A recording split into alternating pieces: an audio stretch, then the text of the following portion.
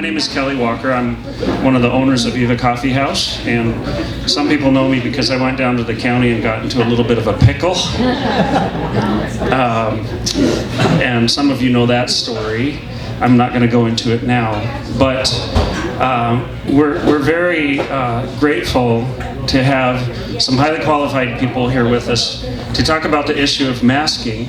And I've just kicked off a Freedom Talk series, which we're going to be bringing more information like this, more presenters.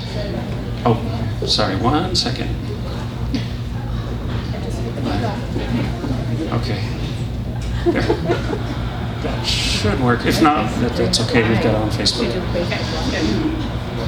So, just a little bit of a backstory. I've been working for a company out of Seattle up until October of last year, when I got cancel cultured out of the job,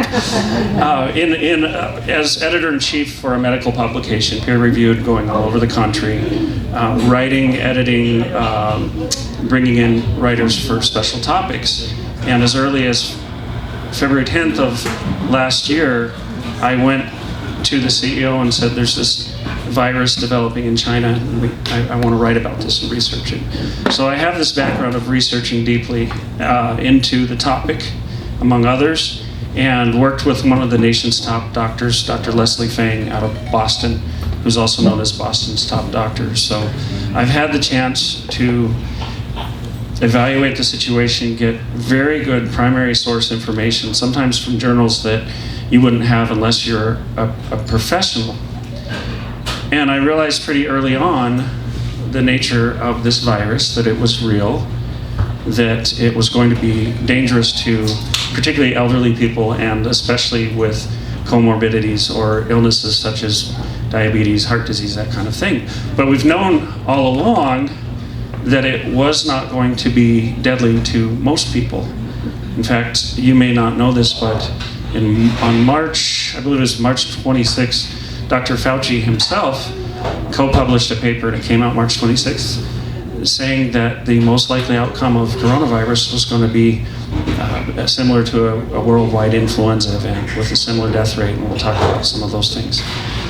But I've spent over a year watching in horror as people took something, I think, really akin to swine flu or a bad flu season, and turned to hysteria. And with the job that I had, I was trying to put out some of this information, share this well-sourced information, and started noticing some people were appreciating it, others were starting to get insulting and talking of, traced my account back to Viva and said, we're gonna ban your shop. So it's so good to see all of you here, because shortly after that, we went into lockdown, everything happened. People were hiding in corners if there were 3 or more together, and it's just so good to have you here. So why are we here? We're here because, and the Viva Freedom Talk is starting up because censorship and politics and social pressures have pushed certain narratives or information to the exclusion of others. And that's certainly not how science works, and I'm going to cover that in my portion. Socrates encouraged people to follow the evidence where it leads, and that's so important. And we haven't been allowed to follow all of the evidence, only certain things that are pre-prepared for us. Freedom Talk restores critical thinking and the questioning nature of good scholarship to the community public square in our community. And of course, through social media and other means, this message can go out far and wide. Freedom Talk is about dialogue, not dogma. And I've spent over the past year making connections all over the country and all over the world with similar-minded people like Ian Smith at Attila's Fitness in New Jersey, the guy with the big beard. He's awesome, man. He said to me, Kelly, Frank and I made the decision early on, they're gonna have to kill us to stop us. And he has been so great, because that corrupt Governor Murphy, who says the Bill of Rights isn't in my pay grade, has thrown everything at Ian and his business partner, and they just keep going, and it's tremendous. Who's excited for Dinesh D'Souza to come?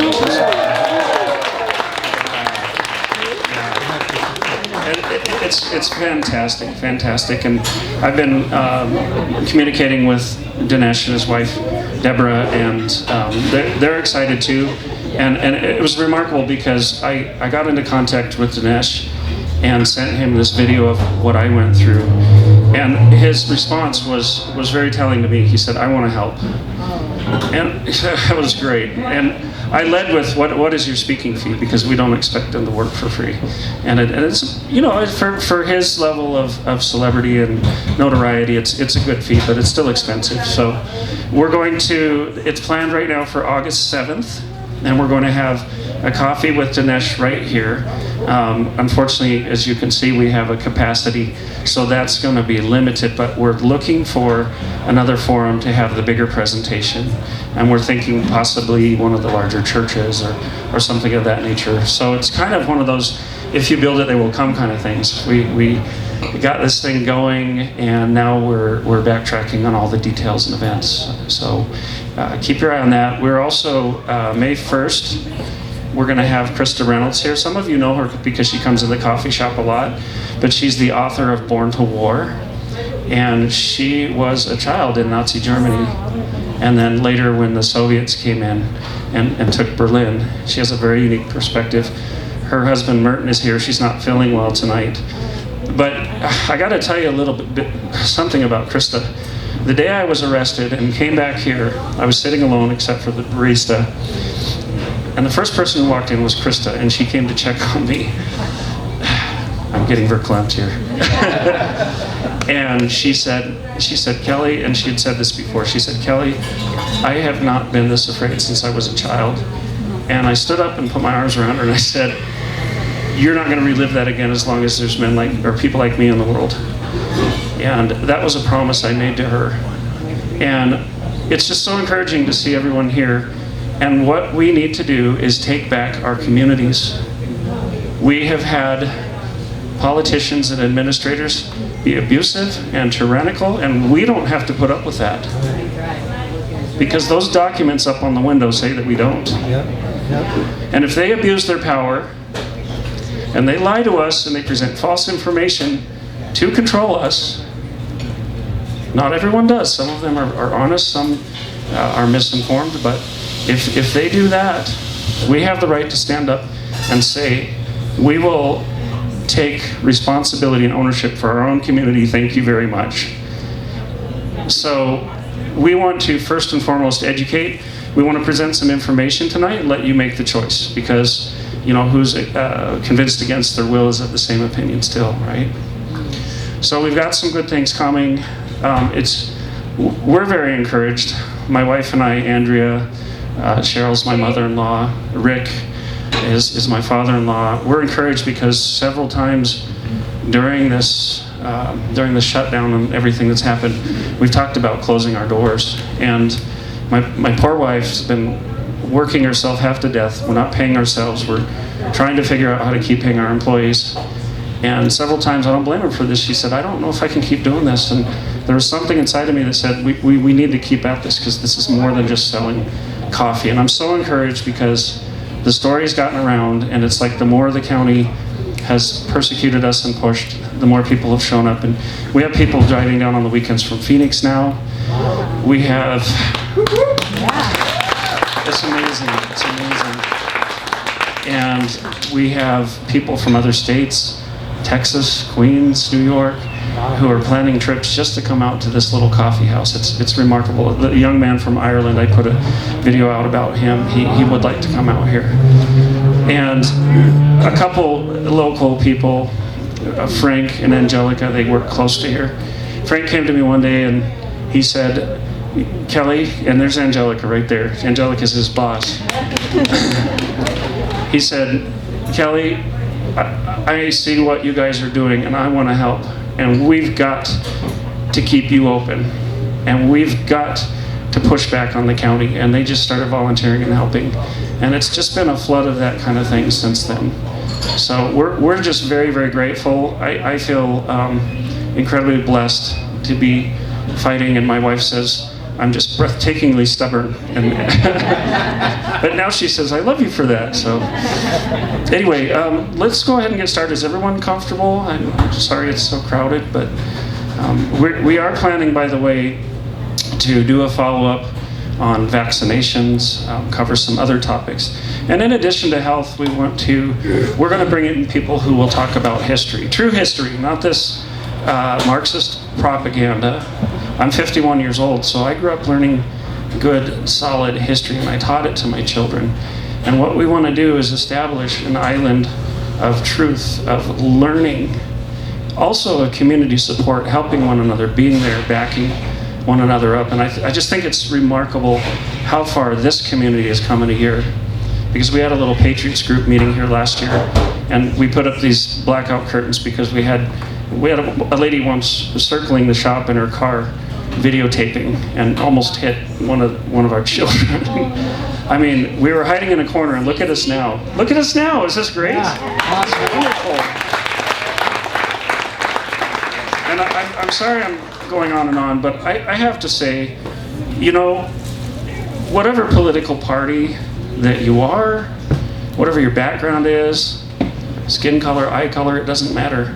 We're all Americans, and we're some pretty tough bastards, aren't we? Yeah. And there's nothing more important than our freedom. And I'll just tell you, like, and I know there are many, many stories, and so many people have had courage, but when you run a coffee shop, you hear all the stories. It's like Cheers, where everybody knows your name.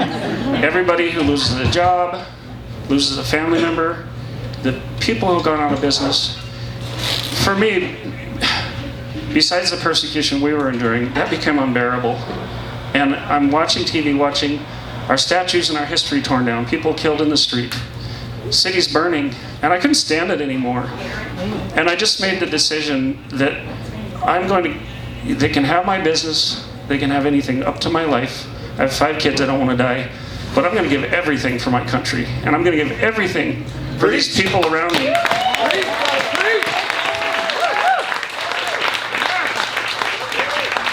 And like many of you, I was sitting there so many times feeling helpless and just this rage and thinking, what can I do on the national level? Maybe not much, maybe not anything. But I can do something for my community, and I can do something in my community.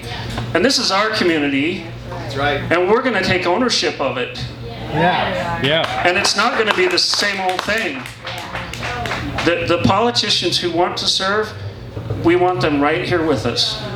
But the power is with the people. And I'm making a very deliberate point when Dinesh comes, and I'm not being sarcastic. If political leaders want to come, they're going to be ushers.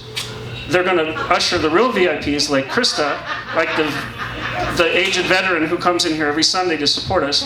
They're going to usher them to the VIP seats, and they're also going to clean up afterwards. They're going to empty the trash. Because they are public servants. We do not serve them. And they need a reminder of that. And I think there are some who are going to be humble enough to come and say, I'm on board. I'll do that. Kelly, I'll be there. Justine, wonderful, wonderful gal. She'll probably be sweeping the floors and everything. You just volunteered yourself, by the way.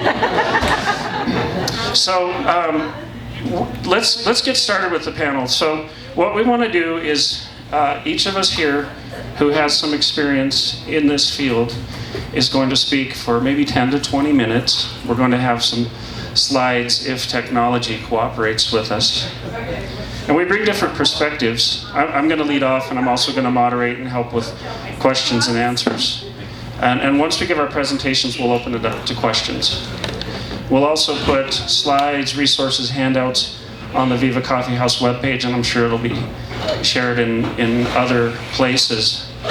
But my experience, as I said, I got a Master of Science degree from New Mexico State University.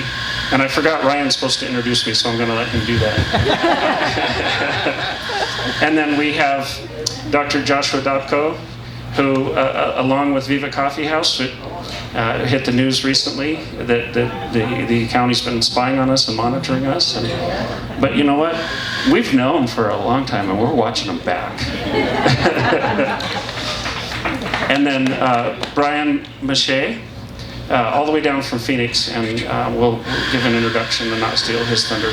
So Ryan, did you want to go ahead and introduce this?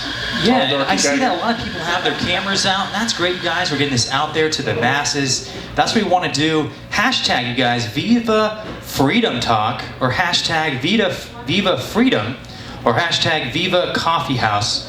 Make sure you get those hashtags out there for this wonderful presentation, again, brought to you by Viva Freedom Talk series.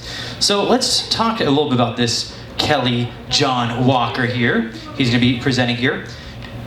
He did mention he's from New Mexico State, and that took place in 1999, but he's also an accomplished writer and researcher, including serving as editor-in-chief for a medical and dental journal read by thousands of doctors across the country.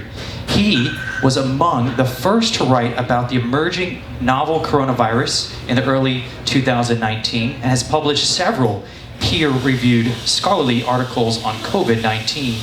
He has founded and managed 2 successful marketing and branding agencies in Central Oregon, serving as creative director and senior copywriter, and winning 25 American Advertising Awards. Oh yeah, he's also the co-owner and marketing director here at Viva Coffee House in Tucson, Arizona. What do you guys think of this place, by the way?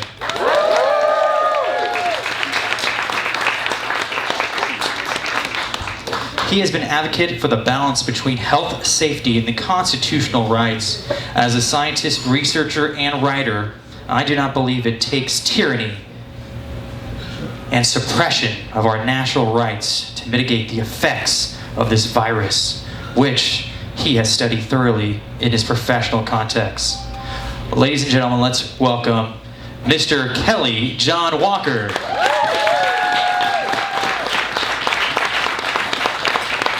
Man, I feel like I'm on a late night talk show or something. What a voice he has. Thank you, Ryan, for setting up the AV, and Ryan's got a little display over there with some business cards if you have an event.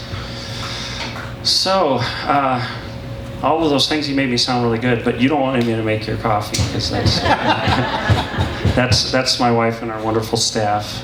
Let's give them a round of applause. Andrea couldn't make it. She's watching the kids and pretty tired out from this morning. But why don't we go ahead and start? Which one? The arrow. The arrow. Okay. Oh yeah. All those things sound like bragging. I can't even run the dang slide projector or whatever thingamajigger. Anyway, where was I? Where am I? Having a Joe Biden moment here.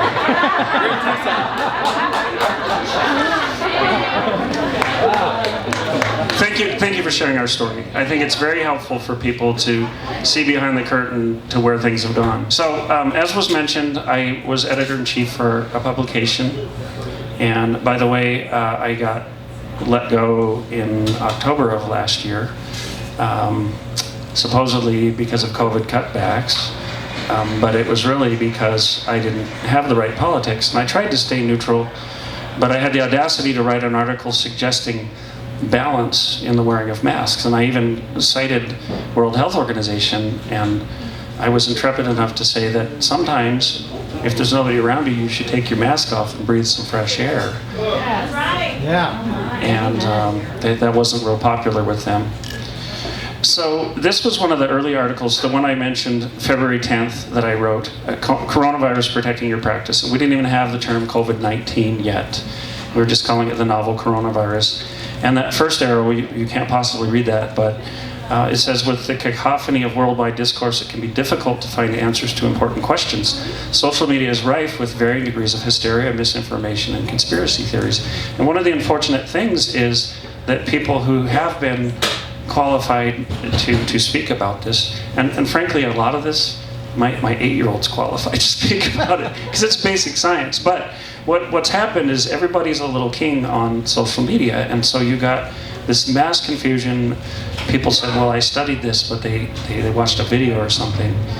And the voices that maybe brought some reason to this, and some of the solid science got drowned out. And like I said, I and many others watched just hysteria take over. I literally had a conversation on Facebook one time where I posted on one of the public forums and I said, look, panic isn't going to help. If you're panicked and stressed, your immune system's going to be taxed. So don't panic. And somebody literally said, we need to panic. And I thought, okay, this has really gone off the rails. One of the quotes, and this is just a screenshot from that article, asked, are surgical or medical masks effective protections against contracting the virus? And I quoted this William Schaffner, MD, if it's a regular surgical face mask, the answer is no. Dr. William Schaffner, an infectious disease specialist at Vanderbilt University in Tennessee, told Life Science. And I wanted to point out, not that. Get that guy out of my face. I see him enough. Wait a minute. Oh, I have the thing backwards. So this next slide, the science, you hear people saying the science is settled, right? Well, in a sense, the science has been settled for a long time. Because here's another article from Incisor by another author, quoting Clinician's Report, volume 13, issue 5, May 2020, saying that since publication of this report 30 years ago, nothing has changed to correct the issues raised, that the efficacy of 42 brands of face masks and 2 face shields in preventing inhalation of airborne debris, that the face masks aren't adequate. So we've known this for a long time, and I could bring up several studies, and I might publish some on our webpage. But the consensus, the general consensus has been that cloth masks, even surgical masks, are pretty much useless and not recommended for the general public. Where they can be useful is, say, if a doctor's operating on someone, you don't want your spittle to get into the wound, or if somebody spurted blood or something like that, it can protect the doctor. But we're talking about large droplets. But the idea that it's going to protect you from a virus has never been on the table. So the advice and research on conclusions about face masks haven't really changed a lot. And they've survived the scientific principle of falsification, which is if there's a hypothesis or theory, you're going to try to falsify it, try to poke holes in it. And if it survives that, that's a prevalent or an acceptable way of looking at things, but it can always be disproven, right? Also, in this article, it was myths about disinfection and COVID, and it says the government tests all environmental surface disinfectants and for effectiveness, and that's not true. So sometimes we're being told things, and it's just frankly not true. And we've all seen that first masks were not recommended. And Fauci had a quote where he said, well, it might give you some peace of mind, but it doesn't do anything. It might stop a droplet here or there. And, that was the one time I think he was right. And then we went to, well, it can protect other people, because literally it keeps you from spitting on people. You saw the little peeing men diagram, like, who's going to do this? But if you're not wearing pants and I'm wearing pants and you pee on me, it's like all this stuff. They've been in my house around my kids. Like, what is this? But then we moved to it protects somebody else. Then it protects you. Then 2 masks and a face shield. Strap a mattress to your face. Where is this going? So let's see if Monkey Boy here can figure it out. Okay. So, newsflash, faces are harder to recognize with a mask on. So here I was, editor-in-chief of this publication. I'm trying to sneak in some truth because, Seattle-based company, where do you think they were headed with things? But I was not the only professional questioning public masking, and I snuck in some articles by others, and this doctor basically said, let's see, sharing ideas has turned into fear of offending someone or starting a debate nobody can win. Suddenly, people whose prior exposure to infection control was watching General Hospital are now epidemiological authorities militating against unsafe practices and are only too happy to help enforce ignorance-based decrees of politicians. I mean, this guy didn't hold back. I don't think he got fired. By the way, this was September 22nd, 2020.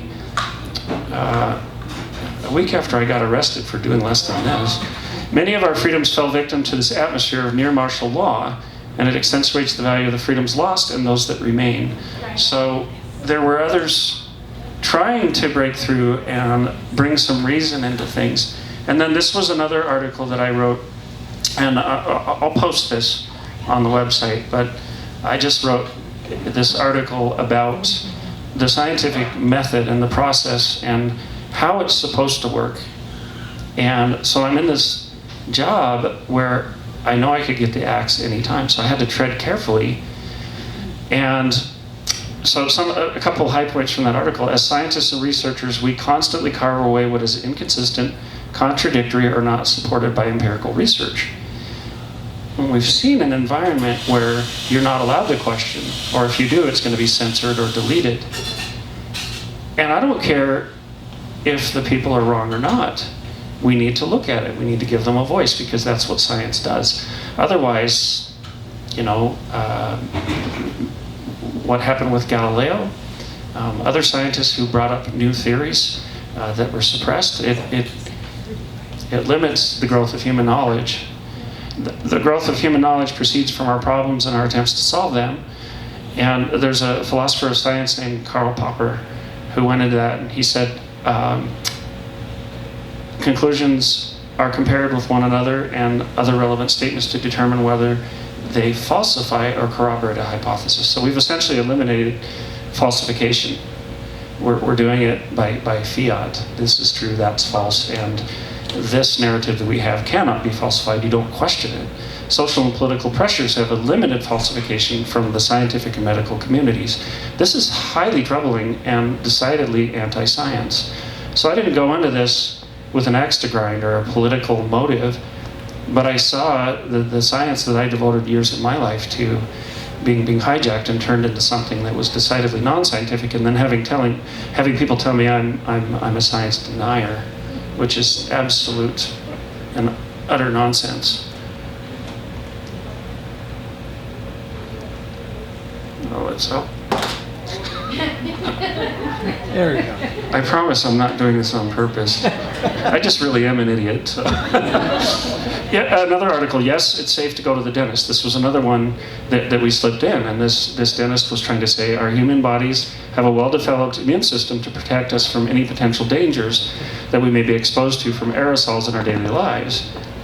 And he said, to date, there has not been one instance of a major COVID-19 outbreak in a dental office throughout the entire world. And yet this industry that we served, a big part of the industry that we served with continuing education was all but shut down. And I talked to several dentists who lost their practices. I mean, it was a crisis. And not one single serious case coming out of the dentist's office. And he was trying to make the case back in May 26th of 2020. He said, as the world begins to recover from the COVID-19 pandemic, one question that is often asked is, do you think it's safe for patients to come back? My immediate answer is an overwhelming yes. And in the article, I quoted something that the Centers for Disease Control and Prevention has not reported any documented cases of COVID transmission in dental settings. But then the result of the policies was that after March 20, state executive order in Florida, a state executive order prohibiting non-emergency procedures, 4 out of 5 dental practices in Florida reported collecting less than 10% of their usual profits. And for some reason, you're not allowed to question the response to this virus. You're not allowed to question the methods, but we all know it's been devastating on so many levels. Not only devastating to businesses, but raising the suicide rates around the world. The United Nations put out a report that I saw not long ago, and I think it was something like 270 million people are going to die of starvation because of our lockdowns. I also wrote an article, and I didn't put this up there, but I'll put a link on our website, called Pandemic Abuse, about how domestic abuse of women and children has increased immensely because people were locked together, and also they weren't seeing doctors and dentists and counselors and people who would recognize the signs. So I like to say the approach to this, I don't think it saved lives. I think some of these things are things I would do if I wanted to prolong the virus. But I would say the collateral damage has been absolutely unacceptable. Absolutely unacceptable.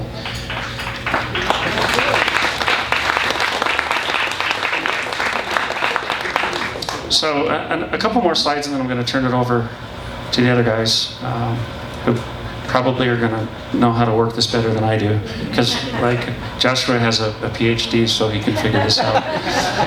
So this little tiny picture, you can't see it, but it's Dr. Leslie Fang. And part of my job was to sit through 3-hour webinars every other week during probably the first 6 months of this pandemic, and then write continuing education questions for those who are watching them. So I had to pay very close attention, and each one of these webinars could have dozens and dozens of very complex slides with some deep scientific information. And I just pulled this one up because in this slide, Dr. Fang had said there's little evidence of aerosolized viruses.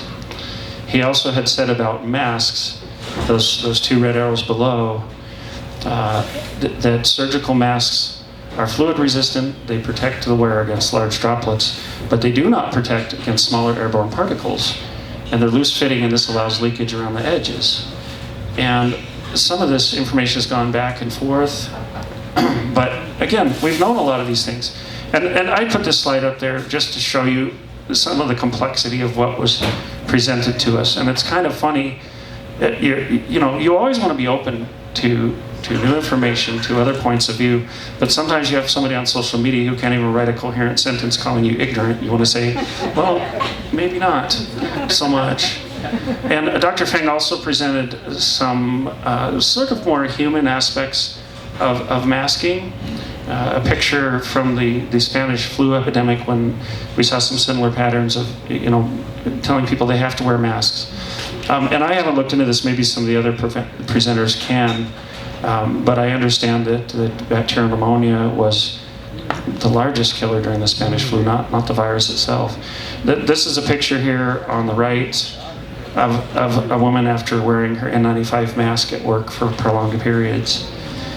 We also looked at coronavirus infection in children, and I won't go on too much more, but we're just putting our foot down as far as forced masking of children in our community. We're not going to have it. It's child abuse. Yeah. Right. It's also usurping parental rights. And we have someone who, actually he works for Border Patrol.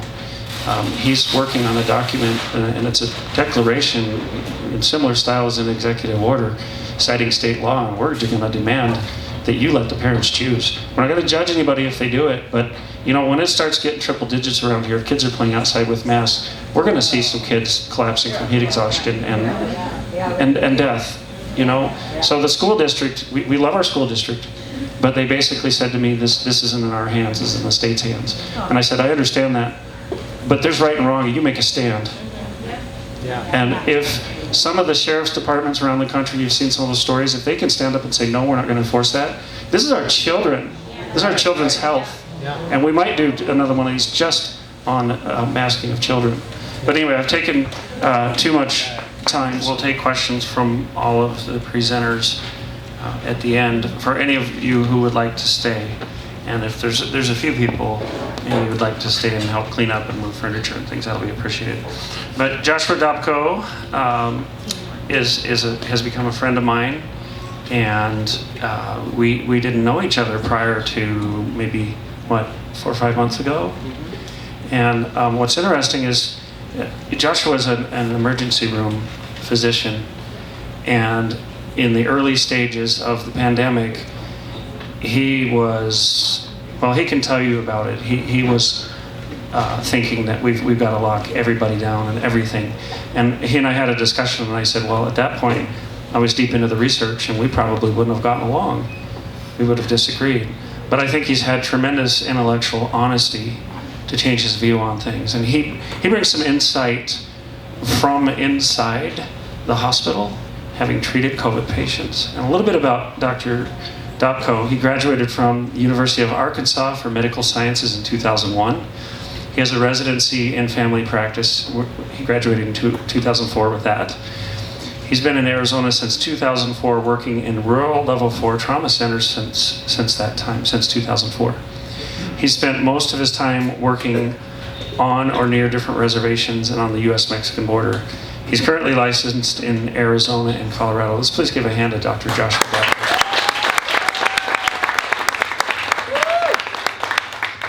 Wow, thank you for coming out, everybody. I honestly was anticipating maybe 5 people in a small little round table discussion, so I didn't have a formal presentation, but and this is the first time I've spoken public about any of this. I've spoke on Garrett Lewis a couple times and done some podcasts, just to be upfront and honest with everybody. I haven't got any kind of financial backing or payment for any of what I've done. I've spent quite a bit of time doing it, and it's because I feel like somebody needs to speak out, and very few people are. So just to give you an idea of where I started with coronavirus is just like everybody else, you hear about this China virus in a place called Wuhan that I had never heard of before in my life, and I'm sure nobody else has heard of it either. No big deal, you know, make some jokes about it and share some memes, and that's it, because it's in China. And how many times have you seen Ebola and other things that are coming up, and it's going to be the thing that sweeps across the world, and all of a sudden it jumps out and they say that it's in Italy, and it's in Iran, and it's in other countries, and you start hearing reports, and you see these videos, probably from social media, of them burning bodies in the street down in South America. You start hearing of massive amounts of people dying. You start hearing of physicians dying and nurses dying, and I was absolutely petrified.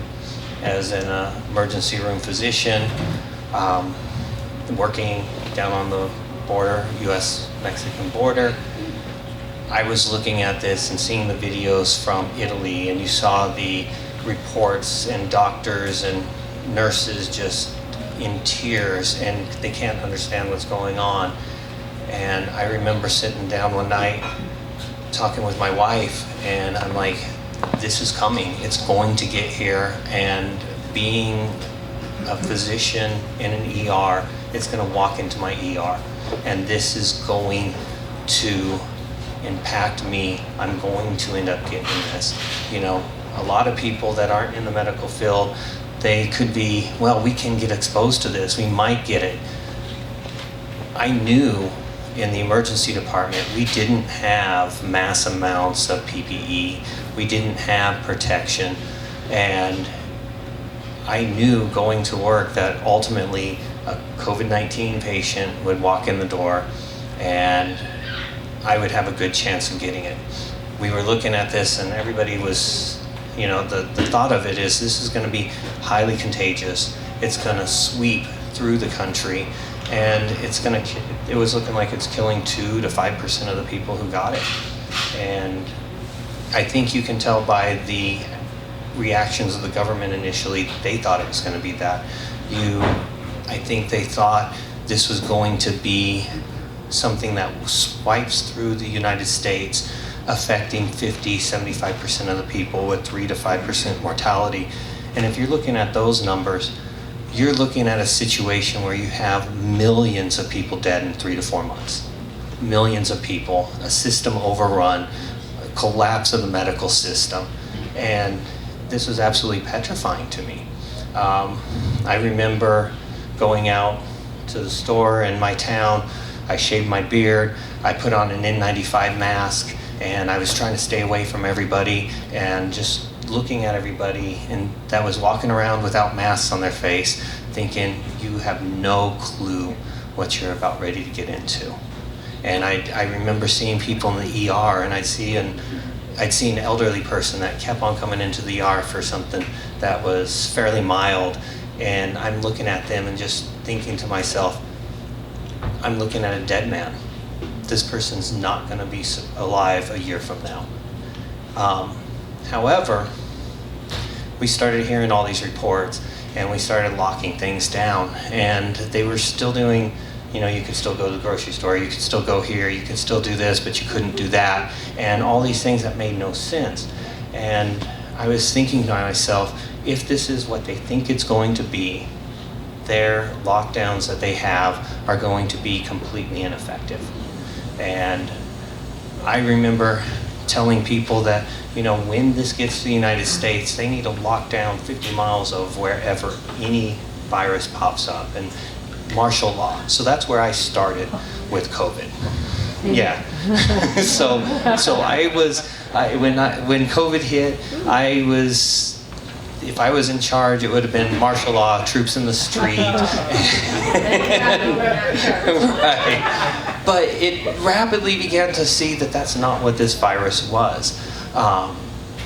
We're sitting in our ER doing absolutely nothing. Literally sitting there on Facebook, sitting there buying. I had never shopped on Amazon before. Before COVID, never once shopped on Amazon, and now it's like, oh, I didn't even know this existed, and I now know I need it. Yes. So I was spending most of my days at the ER, clicking on Facebook and clicking on Amazon and buying this and buying that, and then they start sending nurses home. But the whole time you have this anxiety that's building up of knowing it could walk in the door. I came to the realization pretty quickly that this thing had escaped. When you look at the virus or any other communicable disease, you have containment and you have mitigation. And like with Ebola, when that breaks out in a village, you contain that village. If you're in that village, you stay in that village, even if you have Ebola or you don't. And it's terrible for you if you don't have Ebola and you end up getting it, because we can't risk that escaping someplace else. And so at the beginning, when you're trying to mitigate this or when you're trying to contain the virus, restrictions like that might make sense. However, this rapidly exploded. It started popping up everywhere. And at that point, I realized there is no containing this. It's now time to mitigate it. And the only way to mitigate a virus is, unfortunately, once the cat's out of the bag, once the genie's out of the bottle, it's gonna run its course. And the only way to get through this is to hit what we've herd immunity. Yeah. And so I was never an activist. I kept to myself. I just do my thing. I go to work and I plant gardens. But I started getting on COVID groups, trying to learn as much as I could about the virus and trying to share my opinions with things.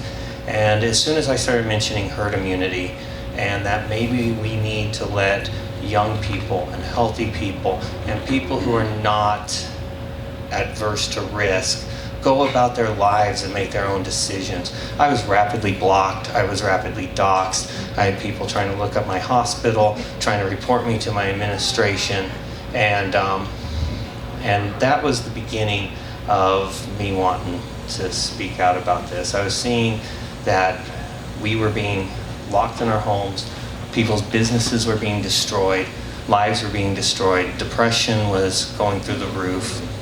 I've seen more drug overdoses this year than I have ever seen in any time period.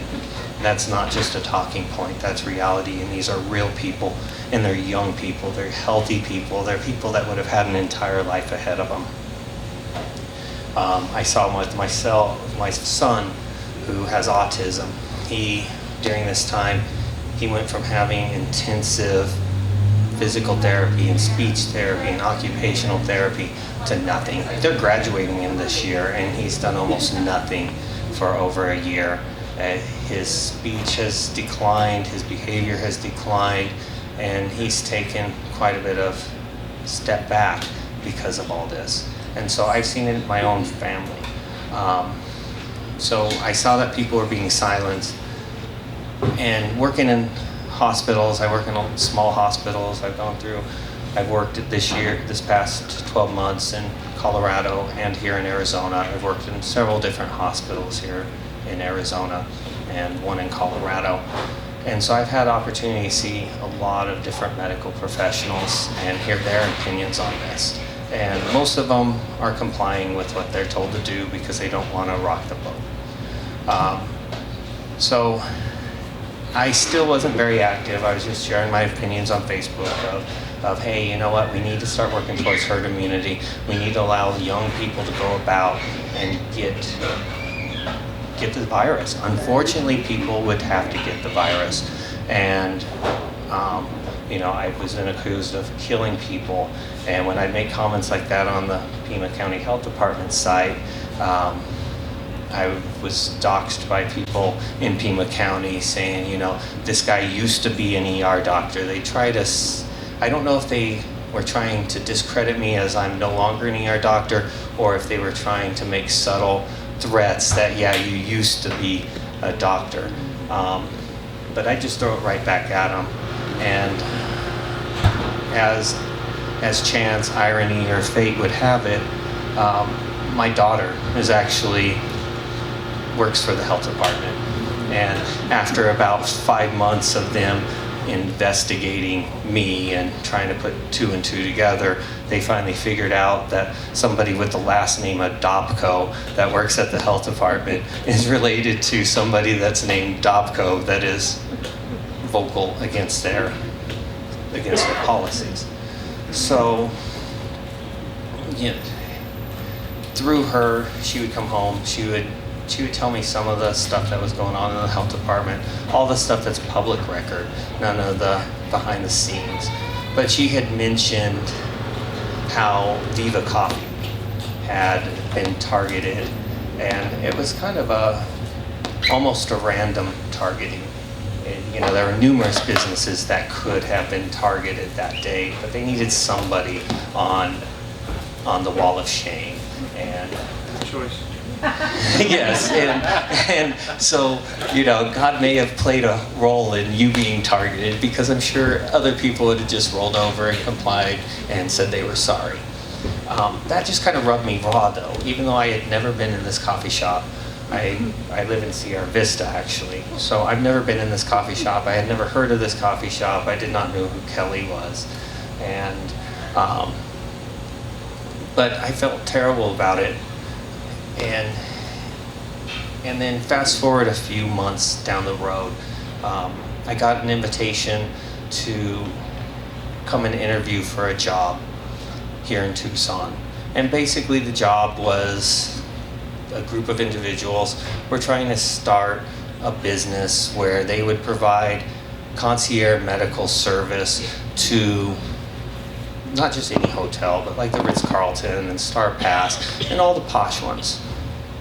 So this company, they were going to send out nurse practitioners, paramedics, the like, to cater and take care of more affluent people in posh hotels who didn't want to go sit in an urgent care or an emergency department during a worldwide pandemic.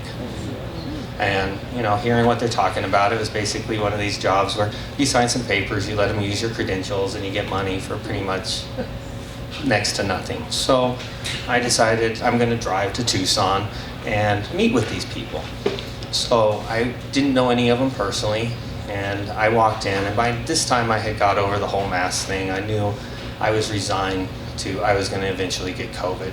I wasn't wearing masks. I came in, and I walked into this business here in Tucson, and this is about maybe 2 months after Kelly got arrested.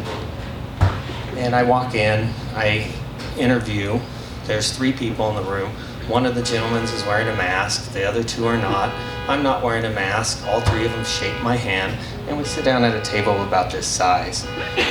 Never met any of them before, so we're talking about the job, and then we get on the subject of COVID. And I start sharing my views with COVID and how Pima County has mismanaged COVID and how their policies have done quite a bit to destroy businesses. and have ruined lives. They've caused trouble with children, and my fear is that it was going to start eroding away at our social structure, which I think we see where it has started to erode away at our social structure. And as I'm talking about this, the guy with the mask is like, he looks at me and he says, "You have no idea who I am, do you?" And I'm like, "No, I can't say I do." And I'm Ramon Valdez. And I knew who Ramon Valdez was. I just didn't know that the man behind the mask was Ramon Valdez at that moment. And so I'm just thinking, well, I didn't get this job. Oh well. And also I'm thinking, wow, I've just insulted my daughter's boss's boss's boss. So as we're leaving, I tell him, I'm like, I'm talking with him a little bit more. We're trying to be more cordial to each other. And he makes a statement to me. He's like, "I'm typically used to having 70% of the information I need to make decisions that I need to make. And then we have to kind of wing the next 30. With this, nobody knew anything, and we just had to act." And I just thought to myself, wow, you just had to act. And your actions have destroyed businesses. And the first person that came to my mind was Kelly and Viva Coffee. And I went home and I'm like, well, I hope you don't get fired today, when I was talking to my daughter. And I told her what happened, and she just thought it was absolutely hysterical. And then I sent a Facebook message to Kelly, kind of apologizing that one of my offspring were one of the people causing him trouble. And I mentioned the story of Ramon Valdez, and that's how I got active in all of this. So, in short, my concerns with this not from the beginning, because I was like going into total tyrannical, we need martial law lockdown. But after I started seeing what this virus was, my whole focus on this has been that the only way out of this was through herd immunity. I think we can get to herd immunity through vaccines and infection. I'm not totally an anti-vaxxer. I haven't got the vaccine myself, partly because, I have had COVID. I did ultimately get COVID, and I did ultimately bring it home to my wife and my children and my grandchildren and my cousin. So everybody in my family has ultimately got COVID due to this. And so now... Did you die? I didn't. But here's Really a zombie. Yeah, I did not die. For 5 days I felt terrible. I felt terrible for 5 days. My chest hurt for 5 days. I felt like I was short of breath. However, when I checked my pulse ox, it was 96, 97%. I spent the first 3 or 4 days of having COVID laying on I've got a little day bed outside. I just stayed outside laying on that day bed. I'd get up, I'd go eat something, take a shower, and that was enough activity to where I needed a nap again. And then after 3 or 4 days, I started doing some light yard work, and 10 days after my first symptom of COVID, I was back in the hospital taking care of COVID So patients. it seems like it's the flu. If you don't mind me asking, what are the labs? What are the labs testing? Are you testing like DIM, like DIM, and is that really high? Yeah, so you'll see people with high D dimers, like crazy high D dimers. Like what is the number? Like I've seen people thousands, In the thousands, and what's normal? Well, normal is less. At my lab, it's like 350. And so how can you how can you fix that? Sorry, real quick. I love your questions. Yeah. First of all, we are doing Instagram and Facebook Live, so you'll appear on camera. If you have a problem with that, put on a mask. Just dad joke, right? But I think what I want to do is let Dr. Dopko finish. I want to pick up right where you left off here, the first one, and then we'll make sure and bring the mic over to the those who are asking questions, because we're also filming this. So go ahead and finish up, and you're first. Okay. So sorry about that. So like I said, I think if I would have known so many people were showing up, I would have had like a real concise way of how I wanted to handle this. But so my idea became, personal liberty and what we're giving up. Also with these, to touch on the masks and why I am so opposed to masks. Number one, I don't think that there's any conclusive evidence that they have a substantial impact on the spread of this disease. I've seen some studies where they've looked at things anywhere from 0.5%, maybe up to 2% reduction in the spread of COVID between mask wearing and not mask wearing. So then you're looking at how many people are actually getting COVID. What's the death rate of COVID? How many people, there's a concept in medicine, number needed to treat. So when you hear on the commercials, Lipitor will reduce your risk of a heart attack by 40%. That sounds huge. Yeah, you're gonna reduce my chance of a heart attack by 40%. Well, when you actually look at the small print of that and how many people actually have heart attacks, how many people are affected by coronary artery disease, you're looking at the fact that you have to give Lipitor to 200, 300, 400 people to prevent one heart attack. So if people look at it if it's presented that way, if they came up on TV and said, yes, if you take Lipitor, 1 out of 200 people that would have otherwise had a heart attack won't have a heart attack. How likely are you to take Lipitor? but if it reduces it by 40%, that's huge. And so, the number needed to treat with masks would be significant. 1 million people, and you might save a life, maybe. And I really even doubt that. Also, a more nuanced argument about masking is if we needed to get to herd immunity and we were forcing masks and we were forcing social distancing and we were forcing people to stay home, what we have done is we have taken something that we could have hit herd immunity 4, 5, 6 months ago and we have dragged it out. So here's the thing is young, healthy people who are not averse to risk, they could have went about their lives and they would have ended up getting the virus, yes. And then they would have stayed away from grandma.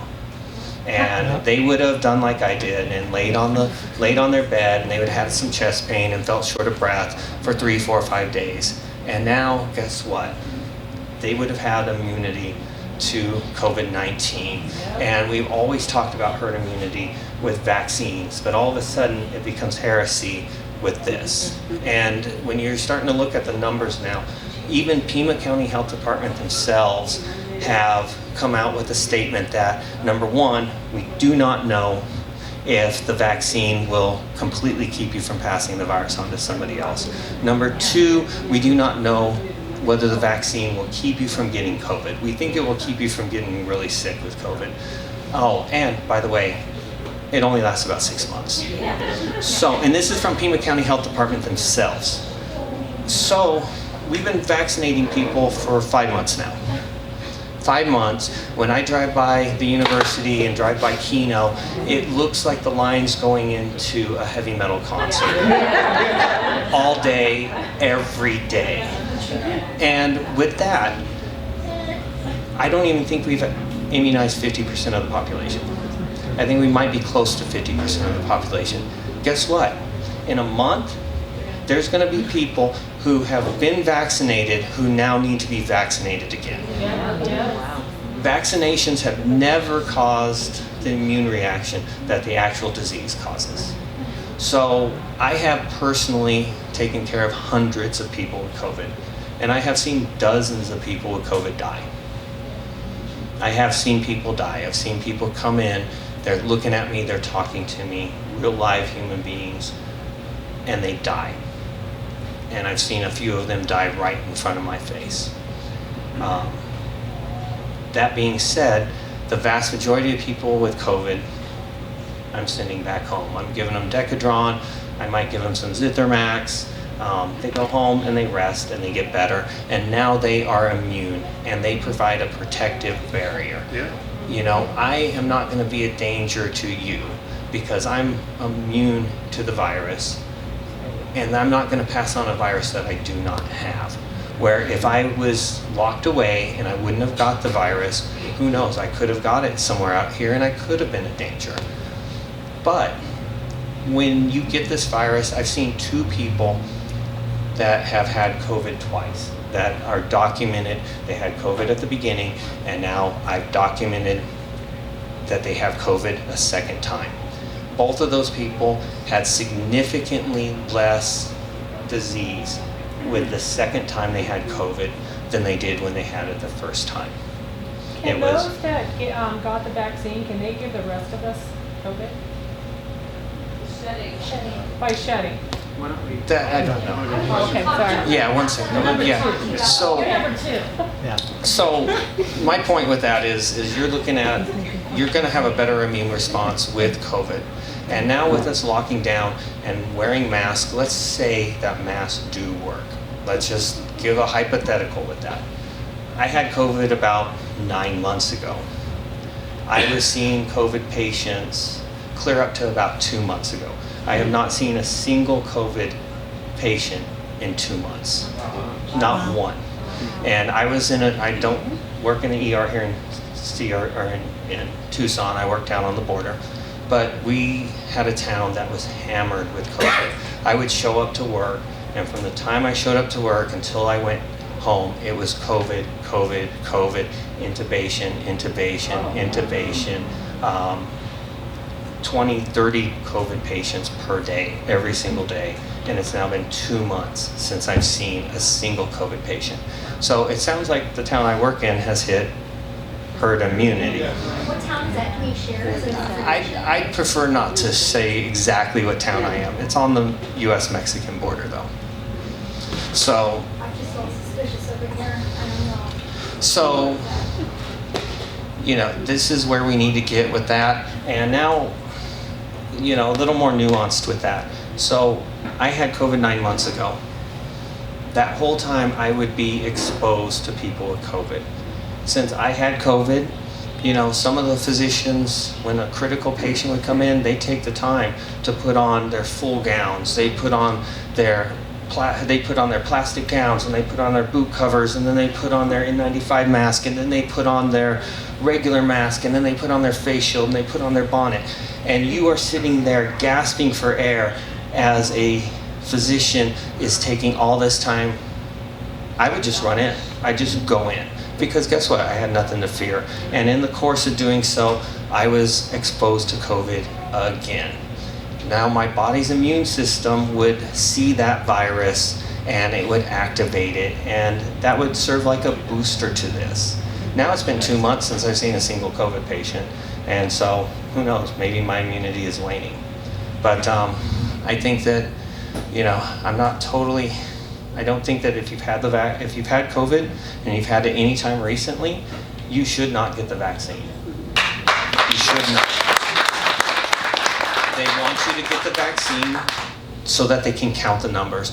Pima County has said that they want to keep us locked down until the case count is 10,000 out of 100,000 people and 75% vaccinated. As our next presenter, Bryan Masche. He is a United States Air Force veteran who served 8 years in the security forces and deployed 3 times to the Middle East in support of the global war on terror. Please join me as I give a big applause for that, for his support.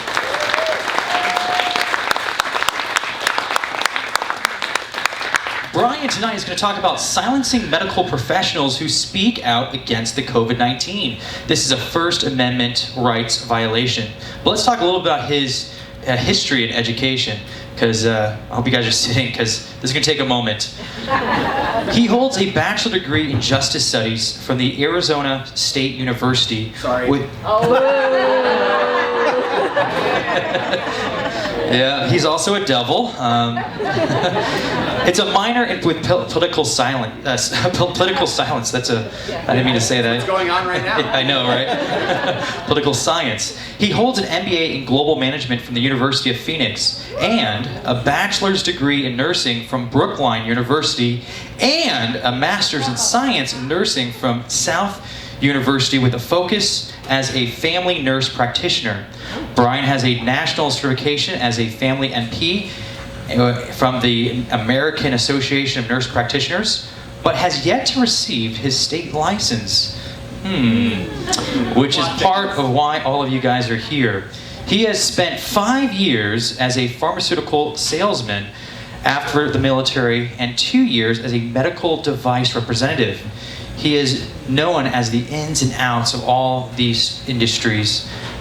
Bryan's battle has been noted by Business Insider with a YouTube video of the story that he has received, which has been out to 175,000 views. He has also had stories with his fight in the New York Times and other local media outlets, and featured on the Paul Wittenberg's documentary on the COVID crisis called The Great Reset, and that'll be coming out at the end of this year.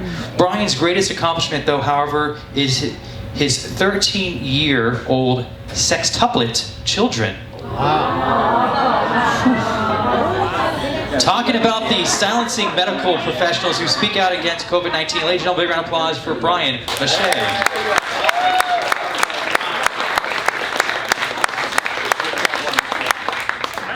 I feel like an All right, guys. So yes, I am a Sun Devil, but I'm glad to be down here in Tucson with you guys. I asked my friends; they said, "Bryan, save all of your Wildcat one-liners for a different night. Like, this is not the crowd to do it in." So what I want to talk to you guys about tonight is the silencing of medical professionals, whether they are nurses, nurse practitioners, doctors. Physical therapists, people that work in the hospital. We've seen it happening all over the country. We've seen it happening all over the world. And now we're actually seeing it happen right here in Arizona. And it's been happening to me. So you guys have a state senator down here in Tucson named Victoria Steele. Victoria has been a Democratic activist for years, on the extreme side of things, pretty hard. I'm going to show you guys a little video real quick of how all this mess started for me almost a year ago and has put me in the position that I'm in. Nope. So if you guys remember, back in May of last year, the state legislature chose to do what was called sine die. That it's a Latin word meaning to end all meetings. That's when they decided we're going to shut down the session early. We're going to give Governor Ducey, the agent of TGen, Translational Genomics Foundation, a pharmaceutical company located up in the valley. We're going to give him the power to run the whole state after the COVID crisis. So I had just come from work. I was still in scrubs. I had my name badge on still at the time. And if we remember, there were a lot of rallies that were going on at the Capitol in Phoenix at the time. There were rallies going on all over the country. Some people that weren't nurses or doctors were showing up in scrubs anyway. And there was all this confusion. Even the GOP chair, Kelly Ward herself, said, when I spoke to her, I've known her for years, she said, you probably should just go in your scrubs, dude. And I was like, all right, just because I wanted to lend credence to the people that I spoke to that day that like, hey, I am a real nurse, I'm really working in the hospital, and this is what we're really seeing. And a friend of mine, my friend Todd, who I used to be a pharmaceutical salesman with, in the beginning, the first 3 or 4 months of the pandemic, we would drive around to all of the hospitals, all the level 1 trauma centers, and parking lots were empty. They were unbelievably empty. And they weren't overfilled. People that aren't in medicine don't really know that like ICU capacities are always at 90%. They're always at 95%. So when they're like, the ICU is at 99%, oh my God! And everyone's freaking out. Well, for the people that work in there, it's just another day at the office, Like they get it, Same thing with like, they tried to do the whole morgue thing and scare everybody with the morgue, you know? When I worked at West Valley Hospital on Litchfield out in the western part of Phoenix, that hospital has 4 bays for bodies, and it's a trauma center. So if you get in a car accident and there's 3 people in the car, guess what? You've just filled up the morgue. So when the news reports, oh, we had to bring in refrigerated trucks, you know, that's where we gotta put the bodies in there, there's no room. Well, there wouldn't be any room, like 1 gunshot and a car crash and you're filled anyway. So this is some of the deception that goes on. So they voted to shut down. I go to the Capitol with a group of patriot friends of mine, and we decided we just want to talk to our elected officials. We're literally in the parking lot of the Capitol, public property, no expectation of privacy at all. This isn't like I followed Victoria home to her house and I like snuck out from behind a window and gave her the gotcha. I mean, literally, I'm in the parking lot adjacent to the legislative building, the House of Representatives. Who has a license of some form issued by the state? Realtor. Teacher right here. Teacher. Plumber, contractor, anybody, barbers, anybody, realtors, right? All these people, you know, we all have the state in some way that issues us a license to be allowed to do our job, okay? What we don't know is that they operate in the administrative courts, in administrative boards, and that they don't give you due process on things. They don't allow you to defend yourself. They don't allow you to put forth evidence. Charges get brought up against you. You go to meetings, and literally you sit there in front of a board. They don't ask you questions. Nobody ever asked me a question. Hey, don't you think you would ask, hey Bryan, what were you thinking, you know, when you were out in the parking lot that day? Don't you think it would have been better just to like, you know, call her or write her or something? Well, we had been calling and writing everybody for months, and obviously no one was picking up the phone. No one was writing us back.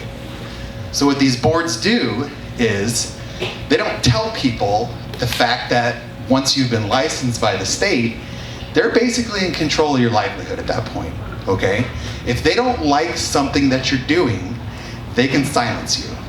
They can silence you, they can threaten to take licenses away from you. And this is a situation that I found myself in now. So last June, I passed my national certification for my nurse practitioner degree. I was waiting to get my license issued by the state, and I'm waiting and waiting and waiting. Weeks are going by. Where's this license at? It should be showing up by now. So I start, you know, trying to think about what's going on. Did I not fill something out? Did I forget to do something?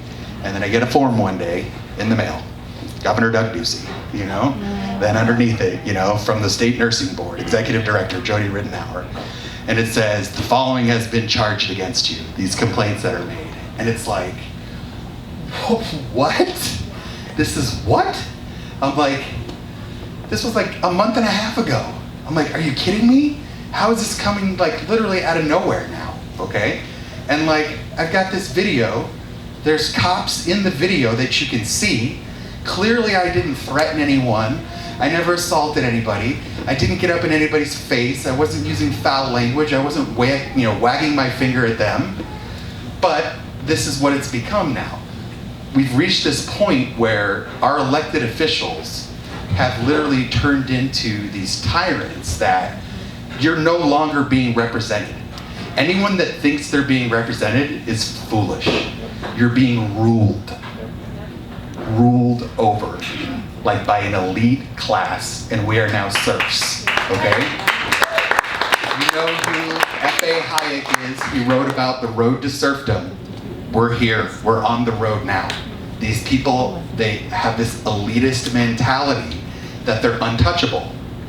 So once a complaint gets made to a board, all of a sudden they bring in an investigator, and an investigator starts turning your life upside down.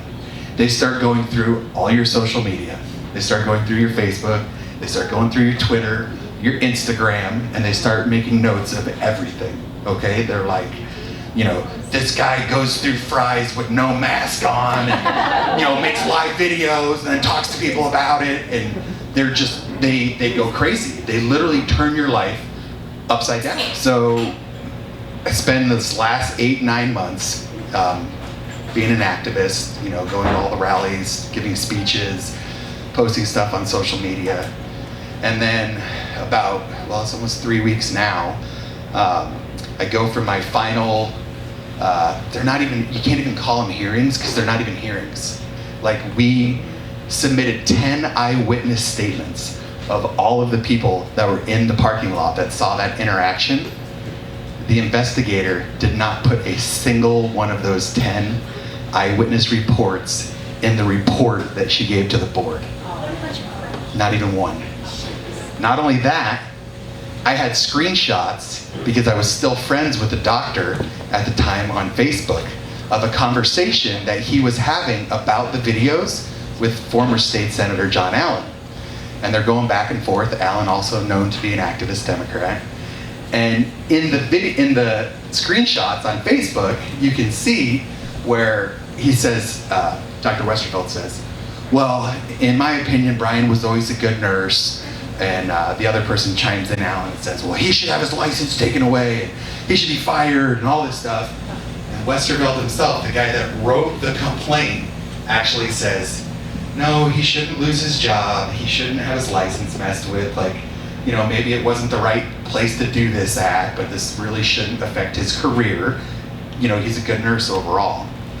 So I take those screenshots, present them to the investigator. And do you think they wound up in front of the board? No, exactly. They don't wind up in front of the board either. Because the board chooses what they want to put forth, the investigator, what they want to see and what they don't. And you never actually get a hearing. They just make a final decision and they say, here's what your punishment is. Do you accept or not? And so what they said was, we're not going to issue your nurse practitioner license. We're going to put you on mandatory probation for 2 years, supervisory probation, and then we'll reevaluate things down the road. Mind you, I've never had a single complaint from a patient in my 5 years as a nurse. I've left out one other part too, sorry. They also send you for a psychological evaluation. Now you gotta talk to the shrink. And they talk to you for about 90 minutes, ask you a bunch of questions, and then they give you a personality test afterwards, the MMPI. And so she creates, the psychologist as well, creates this whole narrative of who you are, Oh, well, Bryan's been arrested in the past and had issues with authority, and then they threw in the video of when, like Kelly, I got arrested at the Capitol for criminal trespassing, which was also dropped, and they decided not to pursue charges against it. But he's got a problem with authority. He has issues with his anger. He has issues, in how he's interacting with women. It's like, what? Where is this? You're like, because I disagree?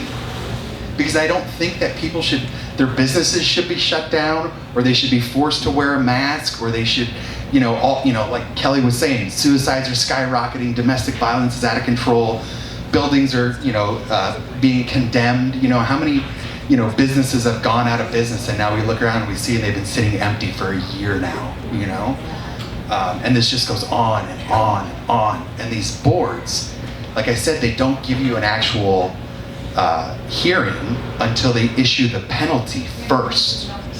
Completely ridiculous when it comes to due process. Not only that, but they also can redact things that the complainant has said. So that Dr. Westervelt's name wasn't even in the complaint, although I knew that he was the one that made the complaint because we talked about it on the phone. And he actually told me, the day after this happened, we were driving to, friends of mine were driving to a restaurant, and he said, we're speaking on the phone, and he says, well, Bryan, I'm gonna give you one way out of this. You think about what you did, and then you call me tomorrow afternoon, and then we'll discuss your way out of this and how you're gonna apologize to Victoria. Whoa. And I'm like, well, that's not gonna happen. So I'm not gonna be apologizing. So we'll move on to the next part. And then the majority of the things that he said, they're completely redacted. They're blacked out where you can't even see them. So it's like, you don't get your chance to confront your accuser, which is one of your rights, as an American citizen. You don't get a right to your First Amendment anymore if it goes against what the narrative says. You don't get to provide evidence. You don't get to cross-examine anybody. You don't get to have eyewitness statements until they issue the penalty. So you're guilty, then you have to prove your innocence afterwards. So basically, what happens is the board gives you 30 days to respond to what they've said, and then you either say, yes, I accept this punishment, or no. And then at that point, you actually go into the administrative court, and you actually have a court date. You actually get an administrative judge, you're allowed to present evidence, you're allowed to question people, make cross-examinations, all of this stuff. However, there's one more great caveat that the boards do. The judge can look at all the evidence, look at the whole situation, and go, you know what, this is a little ridiculous. Like, this is a First Amendment thing. Like, he didn't hurt anybody. He didn't threaten anybody. Like, you can't use this professionalism, ARS Nursing Practice Act statute, because the Constitution obviously supersedes that. But when that judge rules in your favor and he sends it back to the board can still go against the judge and say, nope, this is what we're going to do anyway. Thanks, Your Honor. But the decision's done. So what I'm telling you is this, is that it doesn't matter if you're a doctor, if you're a nurse, they don't license lawyers in Arizona, but doctor, nurse, physical therapist, realtor, contractor, plumber, barber. If you're under a board in the state of Arizona, you're literally under their thumb, and they can do what they want to you. Then what happens is when you go to that administrative court, if he rules in your favor and they send it back and the board says no, then you make an appeal. That appeal comes out of the administrative boards and then it goes into superior court, actual regular court. And there is no way that in any law of the land, in any country, or any state in this country, they're gonna somehow say, oh, this ARS statute for the Nurse Practice Act of Professionalism supersedes Section 2, Article 6 of the Arizona Constitution, which says every person in the state of Arizona is allowed to freely speak, publish, and write on any topic of their choosing, however, being responsible for that topic. Meaning you can't say fire in a building, you can't say bomb, in an airport, but certainly you can address your elected officials, right? Isn't that fundamental to who we are as a country? Yeah. So my attorney is, I didn't have her in the beginning, unfortunately. I just wound up getting her in the last couple months, which is good because now, things are going to begin to shift. But she's actually, if you guys remember, Tom Horn was the Attorney General for the state of Arizona. Yeah. So this is his new wife, Carmen. Oh. So Carmen and Tom are working on this. And we've already said, that's it. This is the last stand for the First Amendment in Arizona and for the country. You will not take away the right that is God-given, that has been entrusted to us, right? This is our First Amendment fundamental. This is what it means to be an American above everything else, Kelly was standing here talking, and I just happened to be looking up above his head, and I'm a huge fan of Captain America and the Winter Soldier, and his name is Kelly John Walker, who is the new Captain America. His name is John Walker, and I'm like, dude, this couldn't be any more poetic, because here he is, standing under the shield, and he's got the picture of Cap up top there, and it reminds me in Civil War, when they're talking, and they're arguing back and forth between Iron Man and Captain America, on what they need to do, to try and save everybody. And it comes down to that phrase where he talks about when everyone is against you and your back is against the wall and there's nothing else that you can do. You look back at them and you tell them, no, you move. I'm not going anywhere.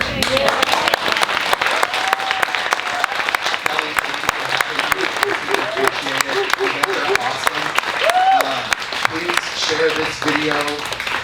Know that I will not give up. I took an oath to this country, and it never expired, like many of us in this room. And this is it, man.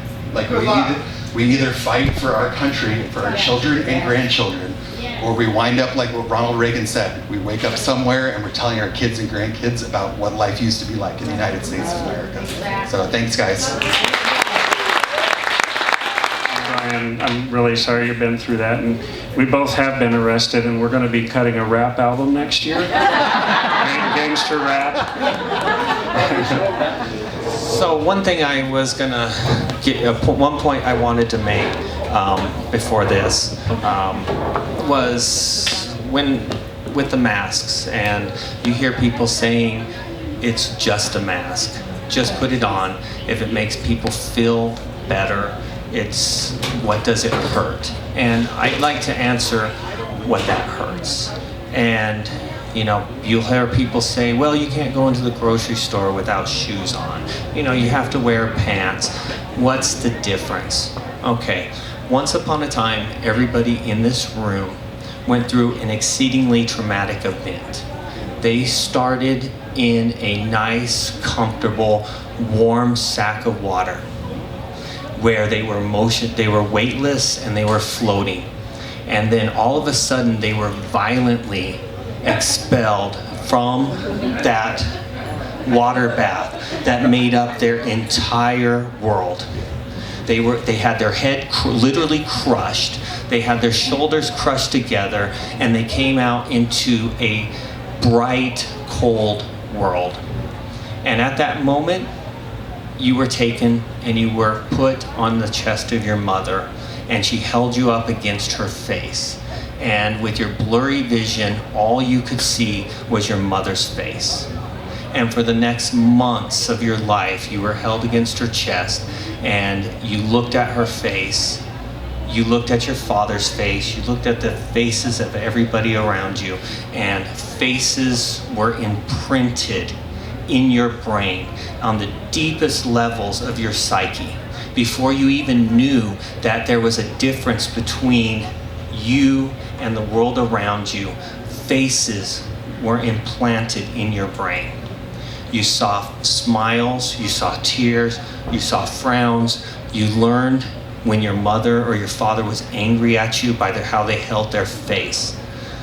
When you go around and you see nothing but faceless drones walking through the street, that separates you from humanity. It dehumanizes the people around you. When I go into a restaurant, I see people sitting there eating without wearing their masks. The people that are there for the experience, they get to be maskless and they get to have a face, they get to be a human. The employees that are there to serve, they become faceless drones. They lose their humanity, and we treat them differently, even if we do not want to treat them differently. So when somebody says it's just a mask, that is not the case. That it is our face and it's our interactions with each other that make us who we are. And one other thing, what has happened with COVID is it has divided people into essential people and non-essential people. What happens when we label people in our society as non-essential? If you're non-essential, you know what? You really don't even need to exist, right? Yeah. And it would be easier to get rid of somebody that you see as a faceless drone who is non-essential. It's a dangerous time. I remember as a physician getting my paperwork that would have allowed me to travel when everybody was locked down. There are literally, with the health department, there's different rules that apply to me than apply to the non-essentials. If I'm exposed to somebody with COVID, I don't have to stay at home. I don't have to not go into a business. Yet if you're non-essential and you're exposed to somebody with COVID, you have to stay at home for 14 days. How does that make any scientific sense? And we bought it hook, line, and sinker. And it is time to stand up. These people are never going to let go of what they have. And it is time to stop complying. The health department does not have enough manpower. The only way they can enforce this is with almost complete compliance. If people stop complying, they are powerless to enforce this. They are meeting next week to try to get more punitive with their mask enforcement. It is time. It is time to fight these people and beat them at their own game. I'm not, how do I say this? If as few as 20 businesses in this entire county of Pima refuse to comply, absolutely refuse, it will overwhelm the system. They have that tattletale system. If random people with random email addresses dropped 50, 70, 100 complaints against just random businesses throughout the entire city, they wouldn't know which are real complaints and which are not real complaints. And they would have to go out and do them all. Because if they came in and they got a complaint against Kelly, but then they also got a complaint against 150 other businesses that day, and they only looked into Kelly, that's clearly targeting and discrimination. If they want to play dirty, play even dirtier. Bombard them, overwhelm their system. They have had health inspectors who have quit during this, and they have not been able to hire new ones. They are overworked, they're overstressed, and many of the people in the health department hate their jobs right now. They want to get back to food safety and protecting the people of our city.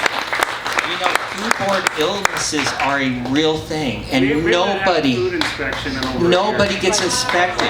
And it's also education. The health department, my daughter went into being a health inspector so that she could help protect the community, so she could educate people on how to handle food safely, explain to people why they have to keep their food in temperature and why they have to have it for this amount of time. That's what she wants to do.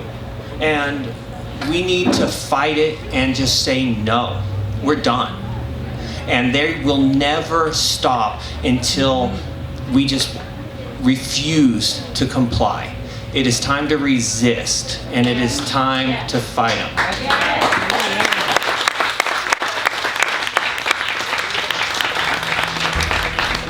Great comments, and not to be cliche, but we're not resisting, we're strong. We are the power in this country. We are. And I'll tell you one thing, Pima County, Viva Coffee House is here to stay.